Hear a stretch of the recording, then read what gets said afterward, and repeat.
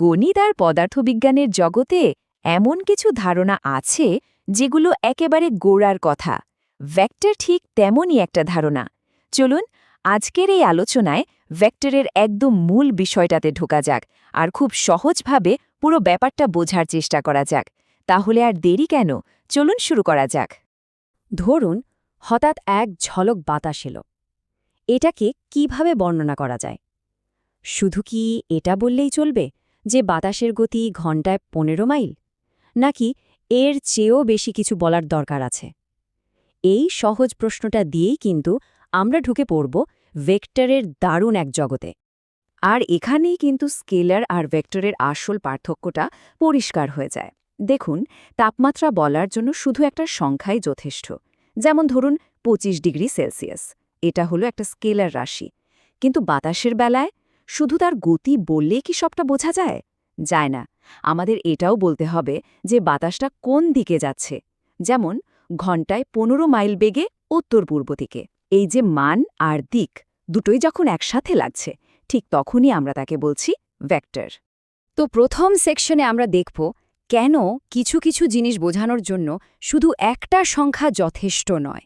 মানে এমন কিছু রাশি আছে, যেমন ধরুন সরণ, বল বা বেগ, যেগুলোকে ঠিকঠাক মতো বুঝতে হলে মানের সাথে সাথে দিকটাও জানা লাগে। আর ঠিক এই কারণে ভেক্টরের ধারণাটা এত জরুরি হয়ে উঠেছিল। ওকে, এরপর আসি দ্বিতীয় অংশে, জ্যামিতিক বাহক। চলুন এখন ভেক্টরকে সবচেয়ে সহজে যেভাবে ভাবা হয়, মানে একটা তীর চিহ্ন হিসেবে, সেই আইডিয়াটা একটু দেখে নিই। তো এই যে জ্যামিতিক ভেক্টর, এটা আসলে আর কিছুই না, এমন একটা জিনিস যার দুটো বৈশিষ্ট্য আছে। একটা হলো এর মান বা দৈর্ঘ্য, আর অন্যটা হলো এর দিক। আর এটাকে দেখানোর সবচেয়ে সহজ উপায় হলো একটা তীর চিহ্ন। তীরের দৈর্ঘ্যটা বলে দেয় ভেক্টরের মান কতখানি, আর তীরের মাথাটা দেখিয়ে দেয় এটা কোন দিকে যাচ্ছে। খুবই সিম্পল, তাই না? জানেন এই ভেক্টর শব্দটা কোত্থেকে এসেছে? বেশ মজার কিন্তু। এটা এসেছে ল্যাটিন শব্দ ভেক্টর থেকে, যার মানে হলো বাহক বা ক্যারিয়ার। কেন বাহক? কারণ একটা ভেক্টরকে ভাবা যায় এমন কিছু হিসেবে যা একটা বিন্দুকে এক জায়গা থেকে আরেক জায়গায় বহন করে নিয়ে যাচ্ছে। বেশ, এবার আমাদের তৃতীয় অংশ, ভেক্টরের নিয়মকানুন। এখন আমরা শুধু তীরচিহ্নের ছবি থেকে একটু গভীরে যাব। দেখব মাত্র দুটো সহজ নিয়ম দিয়ে কিভাবে সমস্ত ভেক্টরের আচার আচরণ ব্যাখ্যা করে ফেলা যায়। প্রথম নিয়মটা হলো ভেক্টর যোগ, আর এটা করা কিন্তু দারুণ সোজা। কিভাবে? ধরুন দুটো ভেক্টর আছে, প্রথমটার মাথার সাথে দ্বিতীয়টার লেজটা জুড়ে দিন। ব্যাস, এবার প্রথমটার লেজ থেকে শুরু করে শেষটার মাথা পর্যন্ত একটা লম্বা দাগ টানুন। এই নতুন তীরটাই হলো ওই দুটো ভেক্টরের যোগফল। ব্যাপারটাকে এভাবেও ভাবা যায়, মনে করুন আপনি এক জায়গা থেকে আরেক জায়গায় গেলেন, তারপর সেখান থেকে অন্য আরেক জায়গায়। আপনার মোট সরণ কোনটা? একদম শুরু থেকে একেবারে শেষ পর্যন্ত যে দূরত্ব, সেটাই।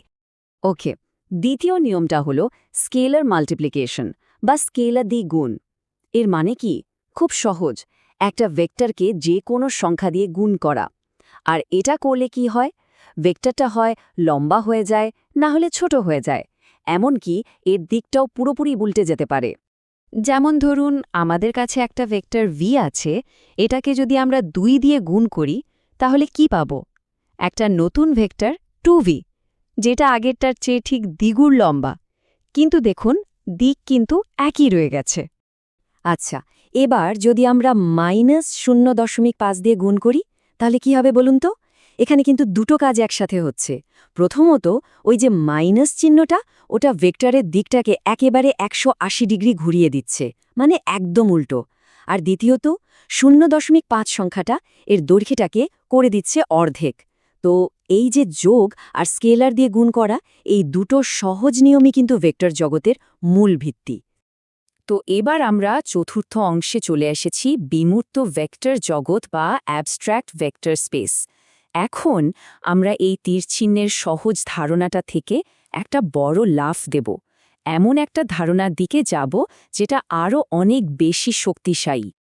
আচ্ছা, একটা প্রশ্ন করা যাক, কি হবে যদি শুধু তীরচিহ্নই না, বরং অন্য যে কোনো জিনিসও ওই দুটো নিয়ম মেনে চলে? মানে তাদেরকেও যদি যোগ করা যায় আর সংখ্যা দিয়ে গুণ করা যায়, তাহলে কি তাদেরকেও আমরা ভেক্টর বলতে পারবো? উত্তরটা হলো হ্যাঁ, একদম বলা যাবে। আর ঠিক এখানেই ভেক্টর স্পেস নামের দারুণ কনসেপ্টটা চলে আসে। সোজা কথায় ভেক্টর স্পেস হলো এমন সব জিনিসের একটা কালেকশন যারা দুটো খুব সাধারণ নিয়ম মেনে চলে। এক, তাদেরকে নিজেদের মধ্যে যোগ করা যায়, আর দুই, তাদেরকে যে কোনো সংখ্যা দিয়ে গুণ বা স্কেল করা যায়। ভাবুন তো, এটা একটা ক্লাবের মতো। সদস্য হতে গেলে মাত্র দুটো শর্ত মানতে হবে, যোগের নিয়ম আর স্কেলার গুণের নিয়ম। যেই এই দুটো শর্ত মানবে সেই একজন ভেক্টর। বেশ, এবার আসি শেষ অংশে। ভেক্টর আছে সবখানে। চলুন দেখি, এই যে সহজ একটা ধারণা, এটা কিভাবে আমাদের আধুনিক বিজ্ঞান আর প্রযুক্তিকে একেবারে বদলে দিয়েছে। পদার্থবিজ্ঞানের কথা যদি বলি, তাহলে তো ভেক্টরের উদাহরণে চারপাশ ভরা। একটা গাড়ির বেগ, একটা রকেটের ত্বরণ, কাউকে যে ধাক্কা দেওয়া হচ্ছে সেই বল, বা এক জায়গা থেকে আরেক জায়গায় সরে যাওয়া মানে সরণ, এই সব কিছুই কিন্তু ভেক্টর। কেন? কারণ এদের সবারই একটা মান আছে, আবার একটা নির্দিষ্ট দিকও আছে। কিন্তু আসল মজাটা কিন্তু এখানে না। আসল মজা শুরু হয় যখন আমরা ফিজিক্স বা জ্যামিতির গণ্ডি পেরিয়ে তাকাই।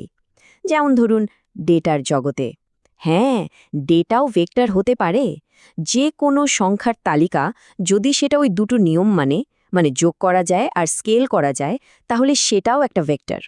এর হয়তো তীর চিহ্নের মতো কোনো বাস্তব দিক নেই, কিন্তু গাণিতিকভাবে এটা একটা ভেক্টর। এখানে আরও কিছু দারুণ উদাহরণ আছে। দেখুন, পরিসংখ্যানে বিভিন্ন ঘটনার সম্ভাবনার একটা তালিকা, যেমন 0.2, 0.5, 0.3, এটাও একটা ভেক্টর। আবার কম্পিউটার গ্রাফিক্সে একটা রঙের RGB ভ্যালু, যেমন কমলার জন্য 255, 165, 0, এটাও একটা ভেক্টর।